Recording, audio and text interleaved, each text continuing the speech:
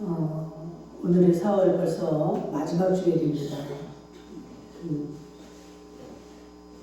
어릴 때는요, 아이들이 보는 시야가 이렇게 좁기 때문에 시간이 잘 가지 않고 뭐든지 기억이 좋다고 합니다. 그렇잖아요. 조금 보니까 그게 기억이 아주 잘 남고 기억에 남는다고 해요. 그래서 나중에 나이 먹어서도 보면은 어릴 때 일들은 거의 기억을 해요. 우리 친정엄마도 보니까 다른 것들은 많이 다 잃어버렸는데 그 어릴 적 자기가 외삼촌하고 지내던 그런 시간들, 우리 외할머니가 일찍 돌아가셔가지고 그 외갓집에서 그 외삼촌들하고 이렇게 지낸 그런 기억들을 지금도 다 기억하고 있어요. 그런데 우리가 나이를 먹으면 어떻게 됩니까? 시야가 넓어지니까 보는 게 너무 많은 거예요. 그러니까 잘 기억도 안 되고 잘 잃어버리고 그런다는 겁니다. 여러분, 오늘 이 하나님의 말씀을 듣는 시간에 정말 집중하셔서 여러분들이 집중하게 되면 들려집니다. 집중하지 않으면 그 시간이 다 이게 허사로 다 잃어버린 시간이 되어버려요. 남는 것도 없고, 과연 이 시간도 우리 목사님을 통해서 하나님이 내게 무슨 말씀을 주실까? 지금 이 말씀은 나에게 무엇을 말씀하시는 것일까? 여러분들이 마음을 모으고 생각을 모으고 집중해서 귀 기울일 때 그 하나님은 분명히 여러분들을 만나주시고 응답을 하십니다. 여러분들 마음속에 말씀을 들으면서 깨달아지는 게 이게 주님의 음성이에요. 평상시 깨닫지 못하고 평상시 생각하지 못했던 것들이 생각이 되고 깨달아진다. 이게 하나님의 세미한 음성이요 은혜인 줄로 믿습니다. 사람이 깨달아지지를 않아서 행동이 변화되지 못하고 고치지 못하는 거지, 내가 그것을 딱 깨닫고 나면 깨달은 것을 안 하는 건 바보지요. 그거는 내가 진짜를 발견하고 나면 가짜는 버리게 됩니다. 그런데 이 진짜를 발견하지 못하니까 가짜를 진짜처럼 가지고 목을 메고 사는 거예요. 오늘 지금 한 절을 봤는데요. 우리 하나님은 찬송하리로다.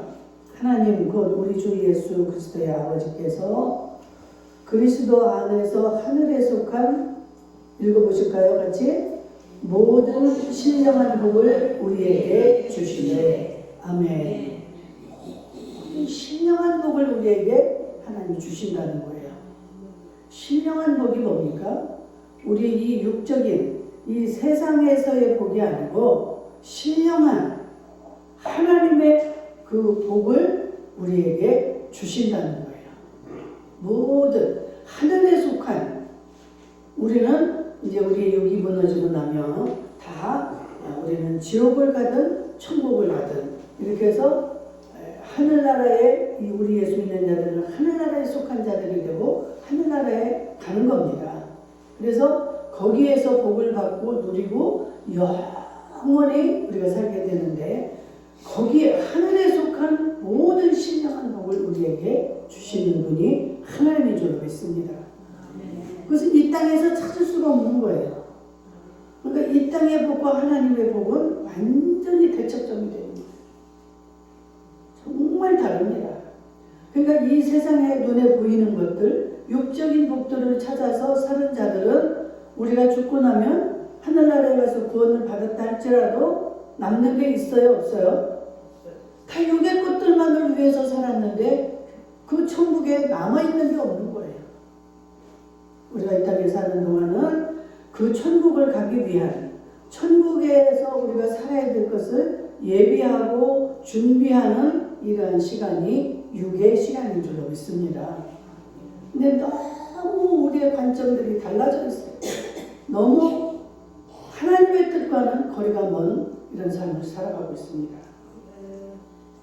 여러분, 이 한국 교회가 참 많죠. 제가 좀 여러 나라를 이렇게 다녀봐도 우리 한국만큼 이 교회가 많은 나라가 없어요. 영국 같은 데는 거의 이 교회가 지금 보이지 않습니다. 일본에 가도 교회 찾아보기가 힘들어요. 뉴질랜드도 그렇고 뭐 어디도 보면은 이 교회가 찾기가 너무 힘이 듭니다. 그런데 이 한국 교회가 이렇게 많고 목사님들도 많은데 한국 이 목회자들이 설교하는 내용 중에 축복을 받으라는 설교가 80% 이상이라고 합니다. 그 복이 신령한 복을 받기 위한 것이라면 얼마나 좋겠습니까? 근데 이 세상의 복을 선포하고 이 세상의 복을 전하는 이러한 육적인 복을 받는 설교가 80% 이상이라는 거예요. 그런데 우리 성도들은 또 어떻습니까? 나는 그 세상의 복을 받기 위해서 교회를 나간다. 이게 93%라는 거예요. 그러면 거의 다 나다, 거의 다. 거의 다 나는 복을 받기 위해서. 딱 우리 사회 생각에는, 우리 사회는 아직도 기복주의 신앙인 것 같아, 내가 볼 때. 주여 용서하소서. 그 아들의 믿음이 어떤지는 잘 모르겠어. 근데 내가 볼 때는 그게 안타까워.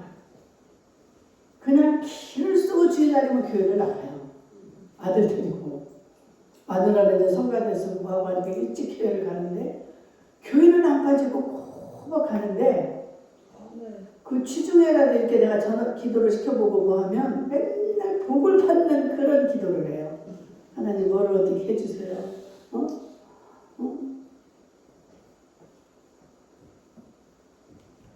이 성도들이 그 복을 받기 위해서 교회를 나간다는 거예요. 어떤 사람은 자기 마음의 안정을 찾기 위해서, 위로받기 위해서.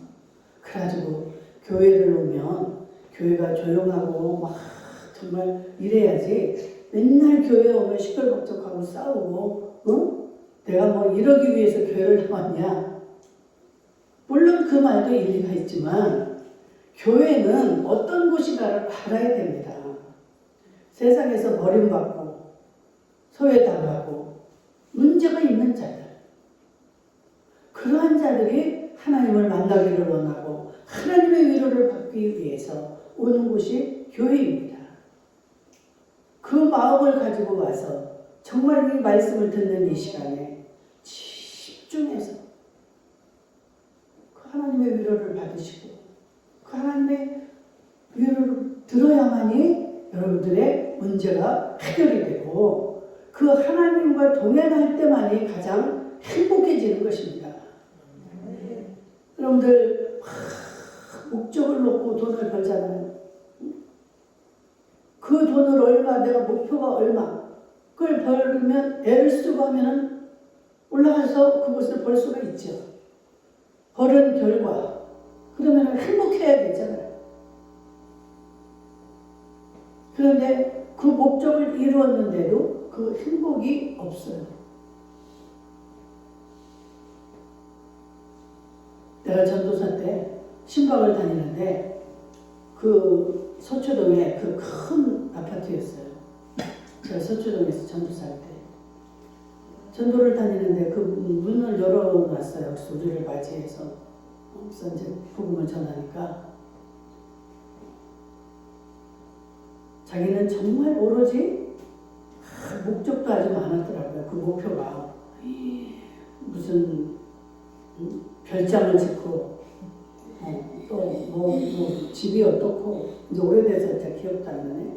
어마어마했어요. 그런데 사람도 젊어요. 그런데 그것을 다 이룬 거예요. 애도 둘이고 마누라. 그 목표를 다 이루었는데 길을 쓰고 잠을 안 자며 안 먹어가며 이렇게 해서 벌어서 그걸 이루어 놨는데, 그럼 자기가 행복해야 되는데 그 행복을 찾을 수가 없다는 거예요. 너무 이제 허전하대. 목표가 없어지고 나니까 이게 너무너무 허전하다는 거예요. 싫어요. 내가 전도하다가 그분한테 들은 겁니다. 그래서 아무런 그 즐거움이 없고 기쁨이 없어요. 그냥 말을 해도 그냥 그 외에 자기 삶의 그 의미를 못 느끼고 재미가 없으니까 이 대화도 아주 그냥 이렇게 진취하게 이런 저희가 없습니다.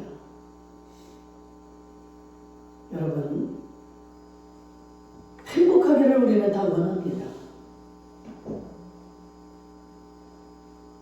수많은 여러 가지 여러분들이 방법을 취하고 행해 보셨을 줄로 믿습니다.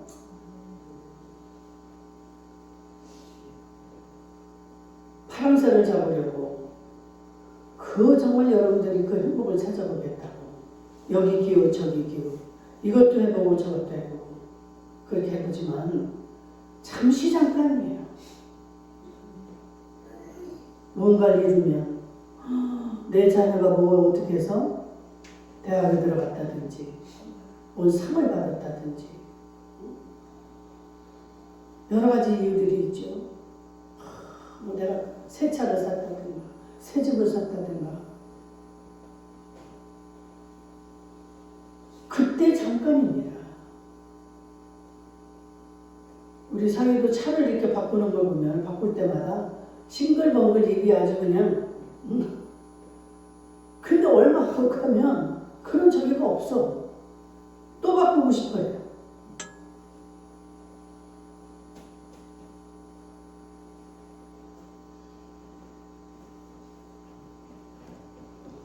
이렇게 복받기를 원하고 행복하게 살기 위해서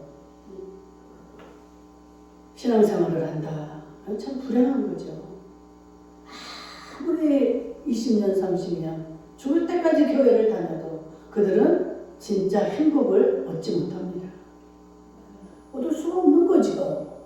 행복을 주시는 분이 하나님인데 그 하나님을 그건 만날 수가 없는 거예요. 하나님이 영이시기 때문에 영으로 우리가 구하고 영으로 함께하지 않으면 이 육과 영은 합할 수가 없는 거예요. 물과 기름이 다르듯이 이 하나님의 영으로 하나님의 영의 통치를 받고 사는 자들만이 그 신령한 복을 받을 수가 있는 것입니다.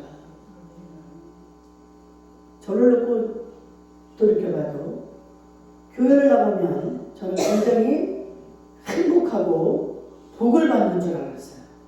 그래서 가보니까 여전도 회장, 남전도 회장들이 왜 이렇게 장로님들이 어렵게 살고 이상하다. 내 생각한 논리가 맞질 않는 거예요. 왜 그러지? 참 안타까웠어요. 그래서 이해를 못했습니다. 우리가 처음부터 이 하나님을 알 수는 없지만 나중에 알고 보니 어때요? 가난하고 소외되고 공고하고 이런 자들일 때 이러한 모습일 때 우리는 어떻습니까? 하나님을 찾게 되고 그 하나님의 음성을 들을 수 있고 간절함 가운데서 하나님을 만나게 됩니다. 내게 이런 복을 줘도 그만 안 줘도 그만 그 정도일 때 우리 하나님은 그런 시시한 하나님이 아니에요. 뭐 때문에 그런 자들에게 하나님은 할 일 없이 만나주고 나는 절대 그런 분이 아니에요. 정말로 하나님을 인정하는 자들. 나는 하나님이 없이는 나는 살 수가 없습니다. 제가 조금 예수 믿으면서 이제 점점 어려워지고 그럴 때도 기도는 많이 하고 하지만 이 모든 걸 다 동원해서 온전히 하나님 앞에 맡기기 전에는 진짜 그 하나님을 만나지 못했어요. 그런데 어디를 봐도 나를 구원할 자가 없고 도와줄 자가 없을 때 정말 내 지푸라기도 잡을 것이 없을 때 지푸라기 하나라도 아팠을 때 그때까지도 그 지푸라기를 내가 붙잡고 의지를 했었습니다. 얼마나 인간적으로 그렇게 강한 의지입니까? 어떻게든 나는 남에게 손에 안 끼치고 내가 저 모든 걸 다 갚고 내가 일어나리라. 난 남에게 신세 지르기 싫으니까. 그런데 시간이 가면 갈수록 더 신세를 지고 더 고통을 주고 내 의지로 거기서 벗어날 수가 없어요. 그래도 몸부림을 칩니다. 나를 끝까지 그걸 하리라. 내 옆에서 조언들을 해주죠. 너 빨리 포기해라. 하는데도 난 포기할 수가 없는 거예요. 그걸 포기했다가도 그들에게 다 그 고통을 떠넘겨야 되고 내가 갚을 길이 없으니까 바꿀 수가 없었어요. 그런데 어느 날 이제 어렵고 너무 이제 어려워지니까 정말 뭐 말할 기력도 없고 어느 누구 하나 만날 사람도 없고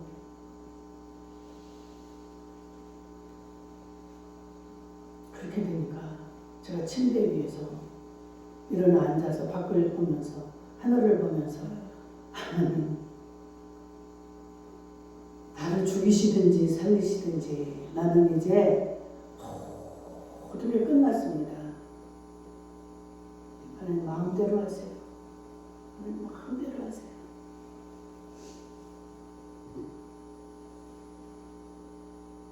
그리고 눈을 감았어요. 그런데 그 순간에 하나님이 저를 찾아오셨어요. 내 눈이 떠지면서 창문 밖으로 그 산이 있는데 산을 보는데 산 한가운데 하나님 보좌 같은 산속에 쫙 정말 가운데 그 영광 보좌가 있고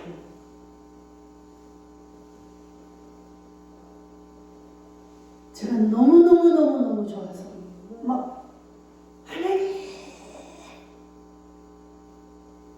저는 하나님 한 분이면 됩니다. 막 이 고백이 나오면서 밖으로 뛰쳐나가고 싶은 거예요. 그때까지만 그 조금 전까지만 해도 제가 어땠습니까?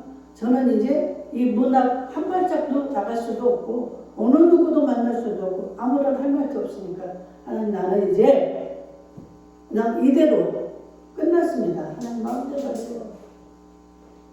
했는데 그 하나님을 막 자랑하고 싶은 마음으로 가득 차가지고 나는 누가 내 얼굴에 침을 뱉어도 괜찮고 누가 나를 도둑년으로 뭐라도 괜찮고 나는 아무 상관없습니다. 하나님 한 분이면 됩니다. 어떻게 이 고백이 이렇게 바뀌었었나요? 막 뛰쳐나가고 싶은 거예요. 누구든지 만나는 대로 그 예수님을 전하고 싶어서. 그 이후로 제가 이제 완전히 달라지는 거죠. 환경은 바뀌었을까요? 안 바뀌었을까요? 환경은 그대로예요.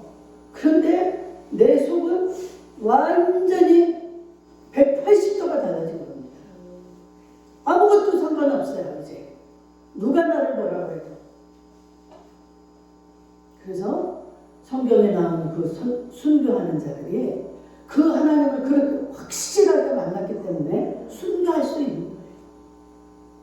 그 하나님을 위해서라면 못할 게 없는 거예요. 여러분, 그 행복, 그 기쁨, 그 평안이 세상에서 어디서 살 수 있을까요? 많이 배우면 될까요? 갑부가 되면 얻을 수 있나요? 저는 제 주변에 갑부들이 많아요. 행복이 없습니다. 돈이 많으니까 사람을 무시하죠. 교만하죠. 그럼 얼마나 자기가 아주 그냥 그 만족이 있고 그렇지만 항상 곤고합니다. 여러분들 계시록에 보면 계시록 4장에 나오나요? 라오디게아 교회가 그들에게 모든 게 풍성해지니까 교만해져가지고 하나님 막 책망이 나가잖아요. 니들의 헐벗은 모습과 너희들이 눈이 어두운 것과 이런 것들을 보고 안약을 사서 바르고 막 책망하시잖아요. 계시록 2장에는 또 에베소 교회 너희가 처음 사랑을 버렸다. 주님의 그 처음 만났을 때 그 하나님으로 인해서 오는 그 기쁨과 행복, 그것을 하나님만이 하실 수 있는 거예요. 나를 가장 사랑하고 나를 낳아준 부모도 우리에게 그 기쁨을 줄 수가 없습니다. 여러분들은 하나님의 자녀가 되었다는 거. 우리가 지난주 부활주일을 보냈는데요. 예수님이 오셔서 제일 먼저 부활을 해주셨기 때문에 우리는 반드시 죽고 나면 부활한다는 사실을 여러분들이 확신하셔야 됩니다. 이걸로 끝난다면 저도 이렇게 살 필요가 없어요. 제가 왜 이 수고를 하고 욕을 먹어가며 여러분들한테 좋은 소리 한마디나 듣습니까? 10가지 중에 한 가지만 잘못해도 그것만 남는 거예요. 그게 이렇게 커져가지고 그 짓을 왜 합니까? 그러나 하나님 안에서 내가 하나님의 영광을 드러내는 일이라면 다 참을 수 있고 그 상급을 바라보면서 기뻐할 수 있고 세상에 위로자가 없어도 나는 행복합니다. 여러분들 이 은혜가 있기를 주의 이름으로 축복합니다. 자식이 여러분들을 행복하게 해주는 게 아니에요. 남편이 여러분들을, 아내가 여러분들을 행복하게 해주는 것이 아닙니다. 내가 지난 시간에도 간증했잖아요. 어느 목사님이 자기 아내가 일주일 전에 죽어서 자기가 일주일 만에 또 심장마비로 죽었는데 천국에 가보니까 아내가 형제여 자기를 부르기를 형제여.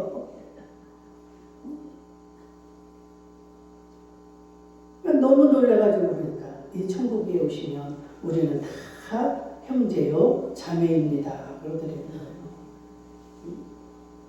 목을 매실 일이 아닙니다. 얼마나 불쌍합니까?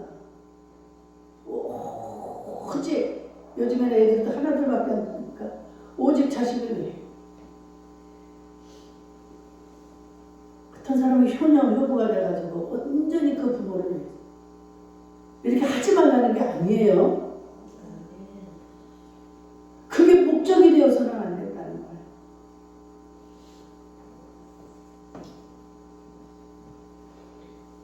우리가 믿음 생활하는 목적은 우리의 영혼이 구원을 얻는 것입니다. 구원받지 못하면 아무 소용이 없어요. 여기서 벤츠가 몇 대고 빌딩이 몇 개고 하면 무슨 소용이 있습니까? 영원히 구원을 받아야죠. 영혼을 구원받도록 하는 게 이게 신령한 은혜요 복입니다. 이 신령한 복을 받으셔야만이 여러분들이 그 행복을 얻을 수가 있는 거예요. 내가 그 하나님을 만나고 내가 신령한 자가 되면 나에게 속한 모든 자들이 다 신령한 복을 받게 되는 거예요. 왜? 그 사람을 복을 주시려니까 하나님이 그 여부에 관련된 자들을 다 하나님이 복을 주실 수밖에 없는 거예요. 좀 여러분들은 안 믿어질 수 있겠지만 제가 이제 목회도 거의 만렙이 돼가지 않습니까? 내 하나님이 쭉 그동안에 여러 가지 그 과정을 통해서 참 그 어려움의 수많은 그 과정을 통해서 하나님을 이제 알게 하셨어요. 저는 그 신령한 은혜를 정말 많이 받았습니다. 그래서 정말 이 신령한 은혜를 이제 제가 깨닫고 알게 된 이 모든 것들을 여러분들에게 증거하는 자가 이제 됐잖아요. 그전에는 얼마나 저도 맨날 그 기복적인 것들, 이 지금 아까 말한 것처럼 그 보도에 나온 것처럼 목사들이 80%가 다 축복을, 인간적인 축복을 받으라는 설교를 하고 성도들 역시도 복받기를 원하는 게 93%라고 하듯이 그 그런 것을 주고받고 있겠지만 제가 이제 남은 건 어떻습니까? 그 신령한 은혜, 신령한 복을 받는 것을 깨달았기 때문에 그것을 전달할 수 있게 되면 너무너무 감사하고, 여러분들은 우리가 숫자가 얼마나 날지라도 여러분들 그 신령한 은혜를 듣고, 그래서 그런 종을 통해서 그 은혜를 여러분들이 입을 수 있다는 게 최고의 복인 줄로 믿습니다. 아멘. 저는 제가 무슨 여러분들에게 무엇을 요구를 합니까? 이 교회에 뭐를 요구를 합니까? 오직 여러분들에게 그 신령한 은혜를 전하고 싶어요. 그것을 여러분들이 소유하고 깨달을 때 여러분들은 신령한 자가 되고 그 신령한 복을 받게 되는 줄로 믿습니다. 그래서 진짜 행복한 자가 되는 거예요. 여러분들은 그 마음속에 그 행복을 간직하셔야 됩니다. 맨날 나는 이렇게 교회를 이렇게 충성하고 봉사했는데 아직도 복을 못 받았어요, 이런 말씀하시면 안 돼요. 복이 무엇인지를 아셔야 돼요. 마태복음 7장에 보면 막 그 예수님이 뭐라고 그럽니까? 산상수훈이라고 그러잖아요. 높은 산에 올라가셔서 그 복에 대한 설교를 하실 때 그냥 이 땅에서 너희들이 집에 몇 채가 있는 자는 복이 있다, 이런 말씀하신 게 아니에요. 마음이 가난한 자는 복이 있나니, 의에 줄이고 목마른 자는 복이 있나니, 화평한 자는 복이 있나니. 다 뭡니까? 신령한 복들이에요. 이게 하늘나라의 복입니다.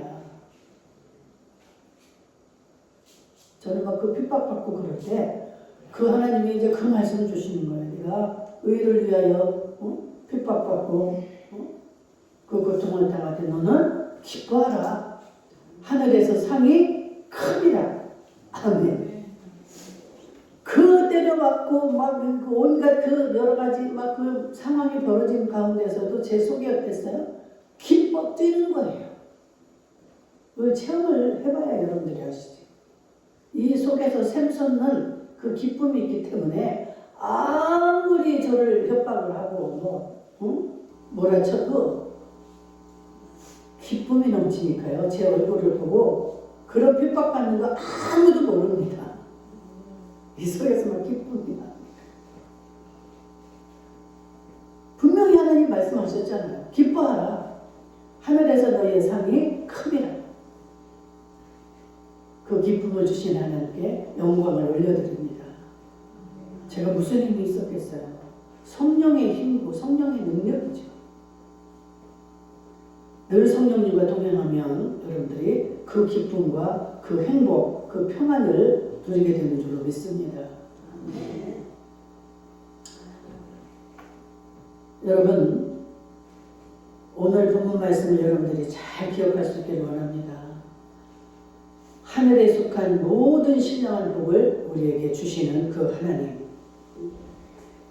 그래서 여러분들이 그 은혜를 입어야만이 제가 이렇게 이런 신령한 그런 말씀을 전해도 알아들을 수가 있는 거예요.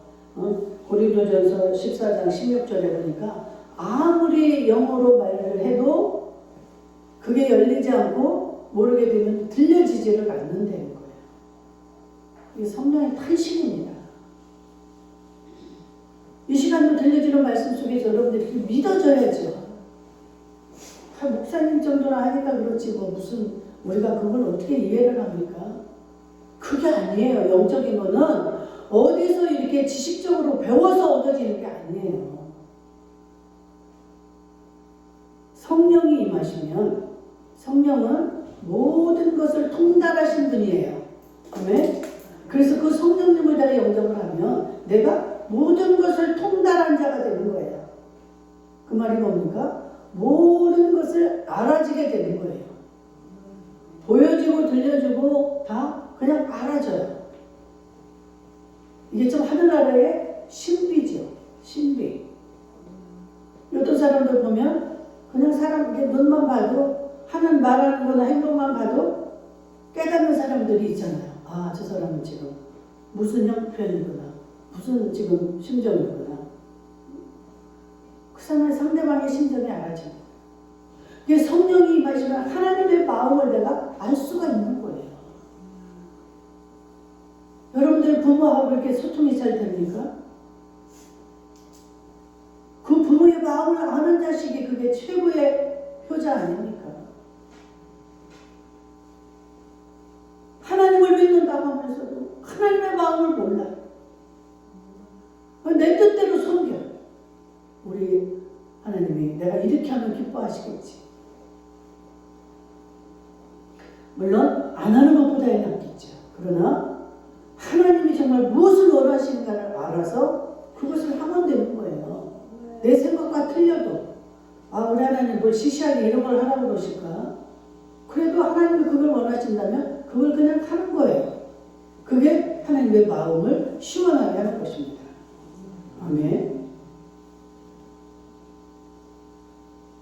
근데 또 다음 시간에 해야 될 것 같습니다. 이 영적인 복을 받는 자들은 그 주님을 기다리는 성도들이 참으로 복 있는 자라는 거예요. 그 주님만을 막 우리가 기다리는 거예요. 그 주님, 나는 이 세상에 살고 있지만 그 나라, 그 주님, 그 나라의 왕, 그 주님을 막 사모하며 기다리는 이러한 자들은 복이 있다는 거예요. 아멘.